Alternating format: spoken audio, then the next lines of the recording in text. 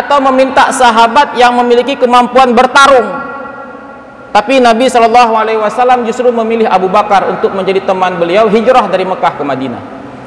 Belum lagi ketika Nabi SAW mengalami sakit keras, beliau pernah menunjuk Abu Bakar untuk menjadi pengganti beliau menjadi imam solat kaum muslimin, dan banyak lagi isyarat-isyarat yang lain. Sampai kemudian Abu Bakar terpilih menjadi pemimpin umat Islam pada saat itu. Jauh berbeda antara pemimpin dengan penceramah. Ada kemaksiatan di pojok sana, Pak. Penceramah cuma bisa berteriak seperti ini. Itu haram, itu haram, itu haram. Ada efek? Nggak ada. 1000 penceramah silakan maju ke mimbar. Tidak bisa ngapa-ngapain. Kita hanya bisa marah. Dan kita pun marah di sholat subuh. Yang pelaku maksiat. Assalamualaikum warahmatullahi wabarakatuh. Banyak sekali pertanyaan jamaah, Ustadz kasih kami channel untuk kajian anak-anak muda. Di antara anak muda berasal dari Aceh, luar biasa, channelnya Maulizul Akbar Nat. Tonton, subscribe, like, share, komen. Assalamualaikum warahmatullahi wabarakatuh.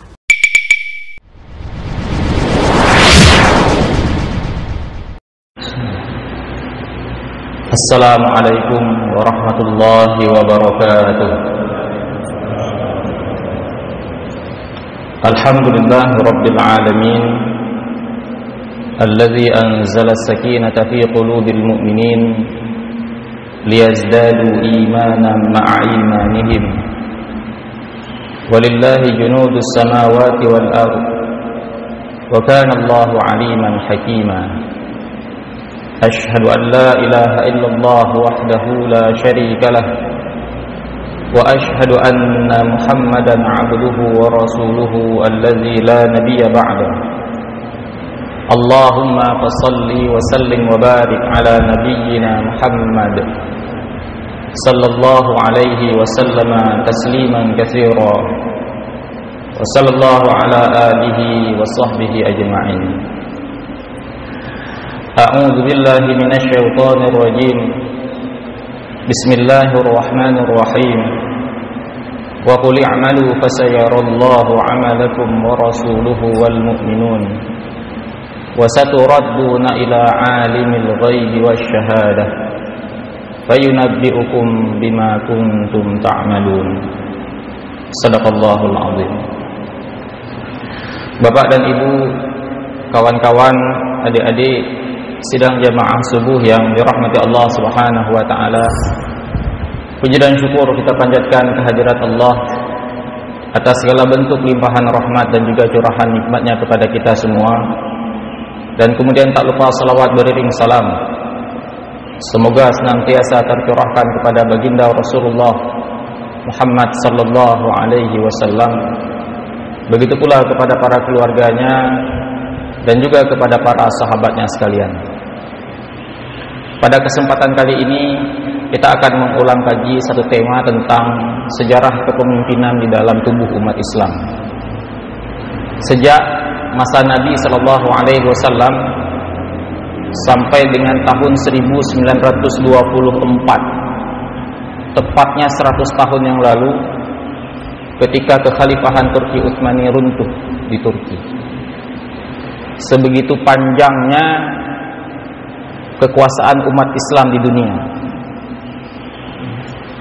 dan kepemimpinan umat Islam senantiasa berganti, mulai dari Jazirah Arab sampai ke daratan Turki. Sidang jamaah yang dirahmati Allah Subhanahu wa taala, kita sudah sering mendengarkan penyadaran-penyadaran yang diberikan oleh guru-guru kita bahwa kepemimpinan itu adalah satu hal yang begitu diperhatikan di dalam Islam. Islam begitu serius ketika berbicara tentang kepemimpinan, baik di tataran teks maupun di tataran konteks. Kita ambil contoh saja satu ayat yang sudah begitu familiar, sudah kita ingat dan kita hafal. Ayat ke-59 di dalam surah An-Nisa, yang di sana Allah Subhanahu wa taala mengatakan, a'udzubillahi minasyaitonir rajim, Ya ayyuhalladzina amanu athi'ullaha wa athi'ur rasul wa ulil amri minkum, dan seterusnya sampai akhir ayat. Ada 3 perintah yang Allah berikan kepada orang beriman di dalam ayat ini untuk memberikan ketaatan. Yang pertama kepada Allah Subhanahu wa taala. Yang kedua ketaatan kepada utusan Allah Subhanahu wa taala yaitu Rasulullah.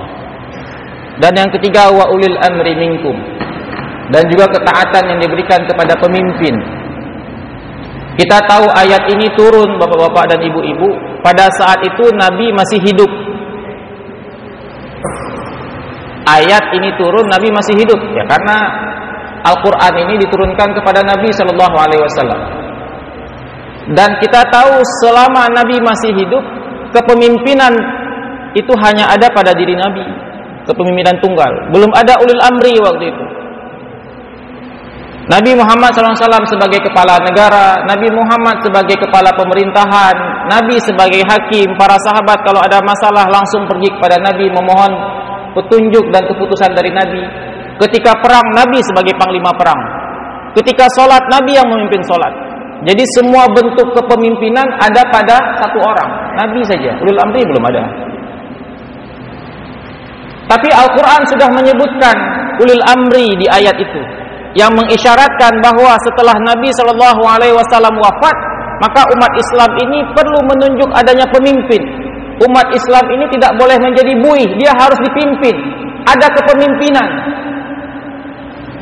Sehingga dalam tataran konteks setelah Nabi SAW wafat, salah satu hal yang pertama kali dilakukan oleh para sahabat waktu itu apa? Menunjuk pemimpin umat Islam menggantikan Nabi SAW. Yang kita kenal dengan khalifah, Khulafaur Rasyidin, dimulai dari Abu Bakar, Umar, Utsman, Ali. Dan bahkan kepemimpinan ini juga diperhatikan oleh Islam dalam tataran yang begitu sepele, Pak, dalam hal kecil. Contoh misalkan ketika kita melakukan perjalanan. Tadi Abu Ali memberikan pengumuman, dalam waktu dekat kita akan melakukan safar keliling pantai timur sampai dengan tengah Aceh. Kita melakukan safar. Apa kata Nabi SAW? Idza kana thalathatun fi safar falyu'ammiru ahadakum. Jikalau ada di antara kalian 3 orang melakukan safar, maka hendaklah di antara 3 orang itu memilih 1 orang untuk menjadi pemimpin. Yang urusan Jak-Jak, Pak. Jak Banda Aceh, Jak Medan. 3 orang melakukan perjalanan, maka pilih pemimpin. Padahal tidak perlu dipilih juga anak bapak, udah besar semua. Sudah tahu Medan dipat, Banda Aceh dipat, sudah tahu semua. Tapi hendaklah kalian memilih 1 orang di antara kalian bertiga untuk menjadi pemimpin. Kemudian ada ungkapan yang begitu populer yang diucapkan oleh Umar bin Khattab radhiyallahu an, la islama illa bijamaah.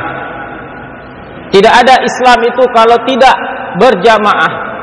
Tidak ada Islam itu kalau tidak ada jamaah. Wala jama'ata illa bi imarah. Maka tidak ada yang namanya jamaah itu kalau tidak ada kepemimpinan. Wala imarata illa bi ta'ah. Dan tidak ada yang namanya kepemimpinan kalau tidak ada ketaatan. Dan Islam ini dibangun di atas ketaatan. Ketaatan kepada Allah Subhanahu wa taala, ketaatan kepada utusannya Rasulullah Muhammad sallallahu alaihi wasallam, dan ketaatan kepada ulil amri, orang yang ditunjuk untuk memimpin umat. Sehingga Nabi sallallahu alaihi wasallam setiap kali beliau meninggalkan Madinah untuk berbagai macam keperluan, di antaranya pergi perang, beliau tidak pernah membiarkan Madinah itu tanpa ada pemimpin. Pasti beliau akan menunjuk salah seorang sahabatnya untuk menggantikan beliau. Dan di antara sahabat yang paling sering beliau tunjuk untuk menjadi pengganti beliau adalah Abdullah bin Ummi Maktum. Ketika beliau pergi ke perang Badar, beliau menunjuk Abdullah bin Ummi Maktum untuk menjadi pemimpin di Madinah. Ada di perang yang lain ketika beliau berangkat ke Tabuk, lama sekali beliau berangkat, beliau menunjuk Ali bin Abi Thalib untuk menjadi pengganti beliau di Madinah. Artinya Nabi SAW setiap kali meninggalkan kota Madinah, beliau tidak pernah membiarkan kota Madinah tidak ada pemimpin. Nah, kita kembali lagi, Pak. Ketika Rasulullah sallallahu alaihi wasallam wafat, maka kemudian ada pengganti beliau. Pertanyaannya, bagaimana mekanisme pemilihan pemimpin pada saat itu? Tidak ada yang baku pada saat itu. Ketika Nabi sallallahu alaihi wasallam hidup sampai beliau wafat, beliau tidak pernah menunjuk satu orang secara tegas untuk menjadi pengganti beliau. Tapi yang ada beliau lakukan adalah memberikan isyarat. Dan isyarat ini tertuju kepada Abu Bakar. Banyak isyarat-isyarat yang menunjukkan bahwa Abu Bakarlah orang yang berhak menggantikan beliau pasca beliau wafat. Di antaranya ketika beliau berangkat hijrah dari Mekah ke Madinah, beliau khusus memilih Abu Bakar sebagai teman beliau.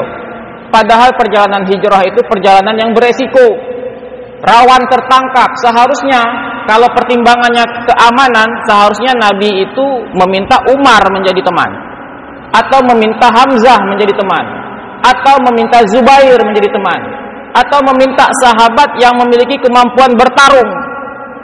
Tapi Nabi Shallallahu Alaihi Wasallam justru memilih Abu Bakar untuk menjadi teman beliau hijrah dari Mekah ke Madinah. Belum lagi ketika Nabi Shallallahu Alaihi Wasallam mengalami sakit keras, beliau pernah menunjuk Abu Bakar untuk menjadi pengganti beliau menjadi imam solat kaum muslimin, dan banyak lagi isyarat-isyarat yang lain.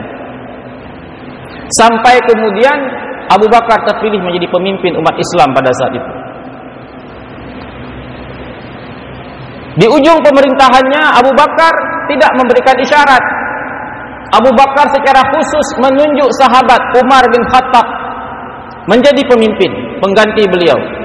Beliau memerintahkan Utsman bin Affan untuk menulis surat, yang di dalam isi surat itu menunjuk Umar bin Khattab menggantikan Abu Bakar setelah Abu Bakar wafat. Penggantian dari Umar bin Khattab, penggantian dari Abu Bakar berganti dengan Umar bin Khattab ditunjuk oleh Abu Bakar. Kemudian ketika Umar bin Khattab ditikam oleh Abu Lu'lu', beliau mengalami luka parah. Apa yang beliau lakukan? Beliau tidak menunjuk orang, beliau menunjuk tim. Ada 6 orang yang beliau tunjuk menjadi tim untuk memilih pemimpin di dalam tim itu.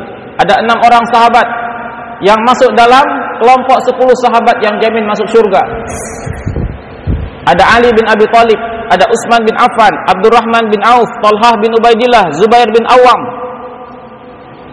Dan yang menjadi saksi adalah Abdullah bin Umar. Nah, yang menarik, ada satu sahabat lagi yang sebenarnya masuk dalam 10 sahabat yang jamin masuk surga, yaitu Sa'id bin Zaid. Tapi Umar melarang, Sa'id bin Zaid tidak boleh masuk dalam 6 itu. Kenapa? Sa'id adalah saudara ipar Umar. Sebegitunya Umar menjaga kewajaran dalam kepemimpinan. Jangan sampai nanti orang memilih Sa'id gara-gara dia adalah saudara ipar Umar. Bandingkan dengan hari ini. Abdullah bin Umar, beliau memberikan wewenang. Abdullah bin Umar hanya boleh menjadi saksi, tidak memiliki hak untuk dipilih. Kenapa? Abdullah bin Umar anak saya, tidak boleh dipilih. Justru dia melarang dipilih. Kalau pilih batal. Padahal siapa Abdullah bin Umar?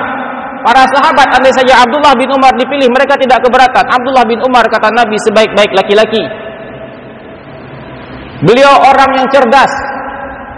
Beliau bahkan termasuk ahli fatwa di antara para sahabat, masuk dalam level al-mukthiruna minal futya. Imam Ibn Jauzi mengatakan dari 120.000 sahabat, itu hanya ada 130 sahabat yang memiliki spesifikasi memberikan fatwa. Keilmuannya luar biasa. Di antara 130 orang sahabat itu yang memiliki kaliber ulama terbesar hanya 7 orang. Umar bin Khattab, Abdullah bin Abbas, Abdullah bin Mas'ud, Zaid bin Thabit, Aisyah radhiyallahu anha, dan Abdullah bin Umar. Tapi tidak boleh, kata Umar bin Khattab, tidak boleh. Nah, bandingkan juga dengan sekarang. Akhirnya terpilih Utsman bin Affan. Sampai kemudian kekhalifahan itu berada di tangan Ali bin Abi Thalib. Nah, setelah Ali wafat, terjadi perubahan. Berdirilah dinasti Bani Umayyah. Setelah itu kepemimpinan berdasarkan keturunan. Kalau ayahnya wafat, yang menggantikan ayah anaknya. Dinasti Bani Umayyah dipimpin pertama kali oleh Muawiyah bin Abu Sufyan. Muawiyah wafat diganti oleh Yazid bin Muawiyah. Yazid wafat diganti dengan Muawiyah bin Yazid, mirip namanya. Dan seterusnya sampai kekhalifahan Bani Umayyah runtuh, digantikan Bani Abbasiyah, sampai runtuh ada dinasti Mameluk, Salahuddin dan seterusnya, sampai kemudian pada tahun 1299 berdiri kekhalifahan Turki Utsmani, sampai dengan tahun 1924 semua kepemimpinan umat Islam pada saat itu berdasarkan keturunan anak. Kalau anaknya soleh, amanlah negeri Islam. Kalau anaknya salah, petaka bagi umat Islam pada saat itu. Seperti itulah sejarah kepemimpinan dalam tubuh umat Islam. Namun sidang jamaah yang dirahmati Allah Subhanahu wa taala, tapi yang jelas sepanjang itu usia umat Islam, sepanjang itu pula umat Islam ini tidak pernah kosong dari yang namanya kepemimpinan. Selalu ada kepemimpinan itu. Dan pemimpin itu harus dipilih. Tidak boleh ada kondisi orang, kondisi umat Islam tanpa ada pemimpin. Namun bagaimana memilih pemimpin, inilah yang kemudian diperhatikan. Perhatikan ketika Abu Bakar memilih Umar bin Khattab menjadi pemimpin, datang orang bertanya kepada Abu Bakar, "Wahai Abu Bakar, kalau nanti pada hari kiamat Allah bertanya kepadamu, kenapa engkau menunjuk Umar bin Khattab? Apa yang kau jawab?" Sudah main ceritanya akhirat, kau jawab apa nanti? Apa pertanggungjawabanmu? Kau menunjuk Umar bin Khattab sebagai penggantimu. Abu Bakar memberikan alasan. Umar bin Khattab pernah mengatakan, andai saja Abu Ubaidah ibn Jarrah masih hidup, maka niscaya aku akan menunjuknya untuk menjadi pemimpin umat Islam menggantikanku. Kalau aku ditanya oleh Allah Subhanahu wa taala, aku akan menjawab bahwa aku pernah mendengar hadis bahwa umat ini ada orang kepercayaan, dan orang kepercayaan di tubuh umat ini adalah Abu Ubaidah.